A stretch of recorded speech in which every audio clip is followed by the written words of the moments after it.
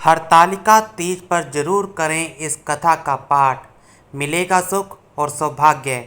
सनातन धर्म में कुंवारी लड़कियां और सुहागिन महिलाएं कई तरह के व्रत करती हैं। इनमें हरतालिका तीज का व्रत भी शामिल है।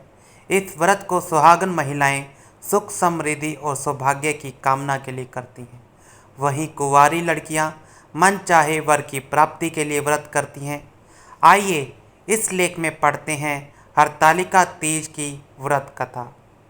सनातन धर्म में कुंवारी लड़कियों और सुहागिन महिलाओं के लिए हरतालिका तीज का विशेष महत्व है। यह व्रत निर्जला किया जाता है।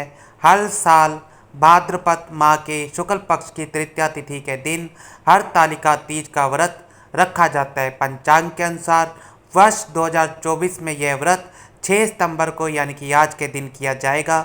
इस शुभ तिथि पर देवों के देव महादेव और मां पार्वती की पूजा अर्चना की जाती है। ऐसी मान्यता है कि इस दिन व्रत कथा का पाठ न करने से साधक शुभ फल की प्राप्ति से वंचित रहता है। इसलिए पूजा के दौरान कथा का पाठ करना ना भूलें। आइए पढ़ते हैं हरतालिका तीज की व्रत कथा। हरतालिका तीज व्रत कथा। पौराणिक कथाओं के अनुसार हिमालय राज के परिवार में माँ सती ने पुनः शरीर धारण करके माँ पार्वती के रूप में जन्म लिया। हिमालय राज ने माँ पार्वती की शादी जगत के पालनहार भगवान विष्णु से कराने का निर्णय कर लिया था, परंतु माँ पार्वती पूर्व जन्म के प्रभाव की वजह से मन में ही महादेव को अपने पति के रूप में स्वीकार कर चुकी थी। लेकिन माता सती की मृत्यु के बाद भगवान शिव तपस्या में लीन थे, जिनकी वजह से वह तपस्वी बन गए थे। माता पार्वती का हरण और तपस्या माँ पार्वती जी की सखियों ने उनका हरण कर लिया, क्योंकि पिता के निश्चय से असमंजस की स्थिति उत्पन्न हो गई थी। जिसके बाद माँ पार्वती को हिमालय की कंदराओं में छिपा दिया।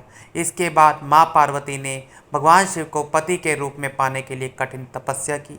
उनकी तपस्या को देख महादेव प्रसन्न हुए और माँ पार्वती को पत्नी के रूप में स्वीकार किया।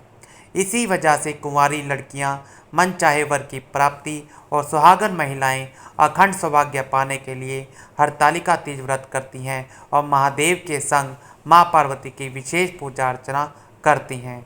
इस लेख में बताए गए उपाय, लाभ, सलाह और कथन केवल सामान्य सूचना के लिए है।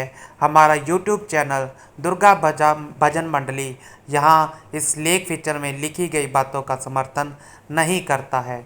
इस लेख में निहित जानकारी विभिन्न माध्यमों, ज्योतिषों, पंचांग, प्रवचनों, मान्यताओं, धर्म ग्रंथों, दंत कथाओं से संग्रहित की गई हैं। पाठकों से अनुरोध है कि लेख को अंतिम सत्य अथवा दावा ना माने एवं अपने विवेक का उपयोग करें। धन्यवाद।